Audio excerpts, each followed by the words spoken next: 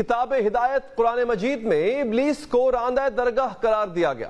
اسلام سمیت دنیا کا شاید ہی کوئی ایسا مذہب ہوگا جس میں شیطان سے نفرت نہ کی جاتی ہو، مگر اب دنیا میں ایک ایسا بدبخت طبقہ جنم لے رہا ہے جو نعوذ باللہ اپنے آپ کو شیطان کا پجاری کہلاتا ہے اور شیطان کی عبادت کے لیے عبادت گاہیں بنا رہا ہے۔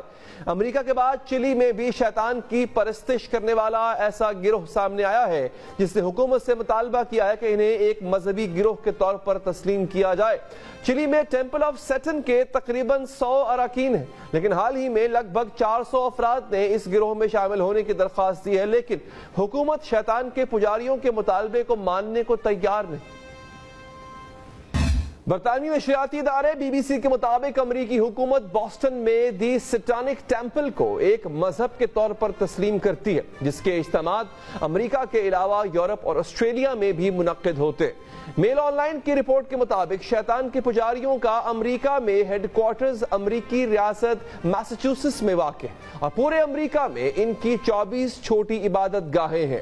رپورٹ کے مطابق شیطان کے یہ پجاری اپنی پوجا میں مختلف رسومات ادا کرتے ہیں، جن میں فنا کی رسم، خون بہانے کی رسم اور شیطان سے مدد مانگنے کی رسم شامل ہوتی ہے۔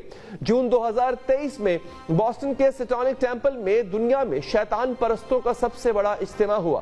اسی طرح اپریل میں ہونے والے کنونشن جسے سیٹانک ڈاٹ کو کا نام دیا گیا تھا، اس کا ٹکٹ 830 افراد نے خریدا تھا۔ 2017 میں لاس اینجلس میں اجتماع کے لیے وی آئی پی ٹکٹ کی قیمت $66 تھی۔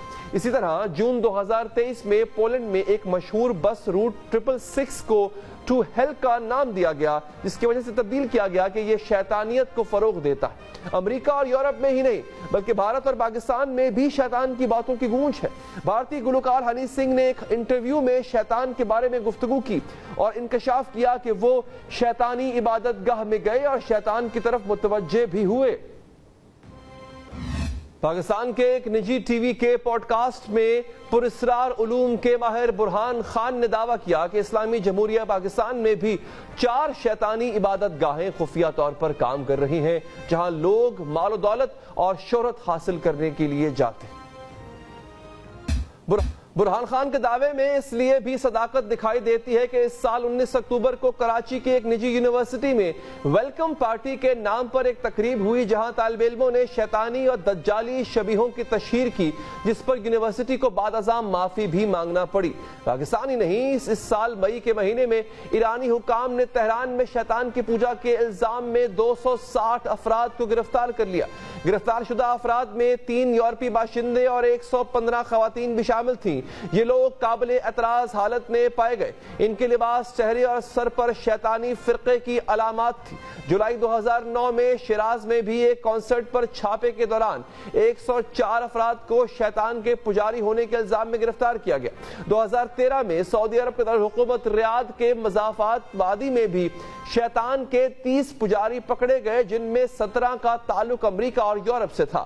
یہ لوگ گرمی کے موسم میں آگ کے الاؤ کے گرد برہنہ رقص کر رہے تھے۔ 2016 میں ریاض میں ایک دکان پر شیطانی کھلونے فروخت کرنے کا بھی انکشاف ہوا، جسے سعودی شہری کی شکایت پر بند کر دیا گیا۔ انسان جب شیطان کے شکنجے میں چلا جاتا ہے تو درندے کا روپ دھار لیتا ہے۔ اس کی ایک مثال یہ ہے کہ جولائی 2023 میں میکسیکو میں شیطان کے پجاری شوہر نے بیوی کو قتل کر کے اس کا مغز کھایا، جبکہ کھوپڑی کی ایش ٹرے بنا لی۔